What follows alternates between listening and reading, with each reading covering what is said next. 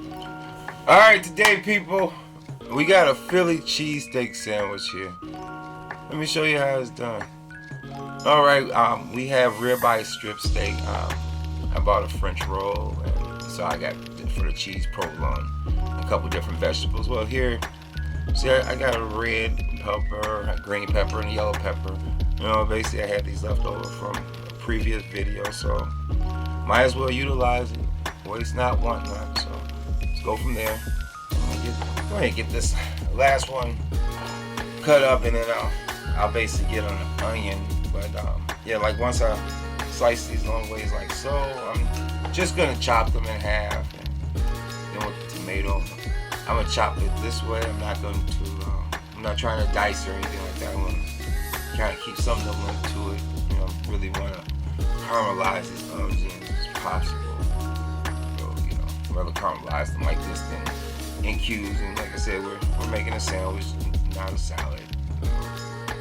Go there. I'm just gonna get all this, and you know, up in the bowl. Like I said, chopped it up. I got the mushrooms. I mean, I could have chopped it up in the same one, but I just did it later.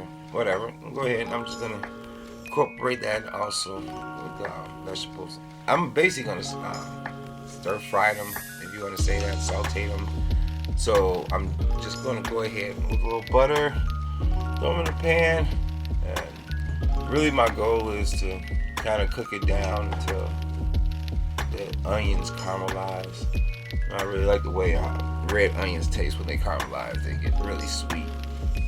Alright, so while that's going on, I put the oven on broil, and I took my French roll, opened it up, and you know, just put it on the top rack. Probably leave it in there for about 5 minutes. But while this is going, while we're waiting for that, I'm gonna add a few seasonings into this. What I'm basically trying to saute up, and just give everything a little flavor. That's how I look at it. Give every part of the sandwich a little flavor. That way you can't miss, no matter what a person says. Oh, there we go. Let's throw a little more onion powder in there. Stir that joint up, and I'm just gonna get it like that, just covering it up. And well, about that time now. Let's get these out. I'm just set them to the side. I wasn't really trying to toast it too much, just kind of trying to get the bread a little crunchy in between, so all this stuff, once it all incorporated onto the bread, it doesn't just bleed through it. So I'm just gonna put this to the side.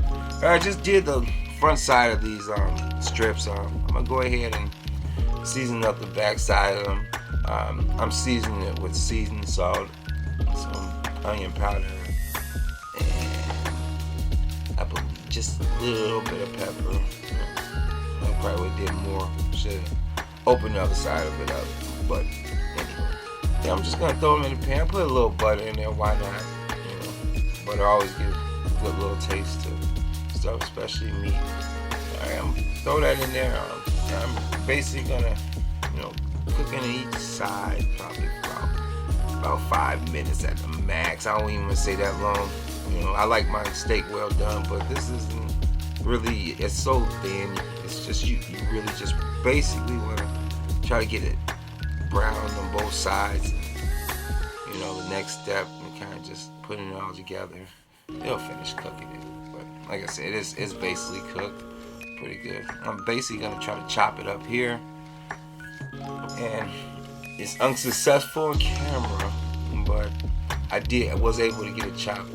Basically use the spatula and that kind of hold the meat while I chopped on it. Alright, so I'm just going to season it up a little bit more, just a little bit more kick. Just gonna move that around a little bit, and you know, just get prepared. Let me go grab these vegetables. Okay, toss everything on top of it, like so. Like I said, if I had a griddle, I would have did all these in one step. I wouldn't separate it, but I'm just working with the pan here, and I didn't feel like trying to do 2 different pans for this one sandwich. So I'm just gonna cover everything with this provolone cheese here. I'm trying to cover up all the meat that you see here, and then I'm just gonna cover with the lid. I got it on a low heat.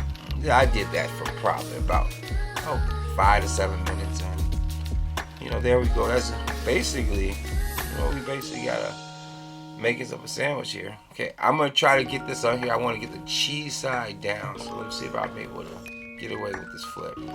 Yep. All right, pulled it off. Great. I'm just trying to spread that around. There you go. We got a Philly cheesesteak here. I know, like, some people like to put cheese whiz, over it also. I've had enough cheese for the week, so didn't need that much. Anyway, stop talking. Let's check it out here. All right, tastes good. Sandwich is holding up. But I probably need another bite. Got a lot of bread in that particular bite, so go for it again. Okay, yeah. The meat is good. It's tender. That's a good thing. So I didn't overcook it. Vegetables taste great.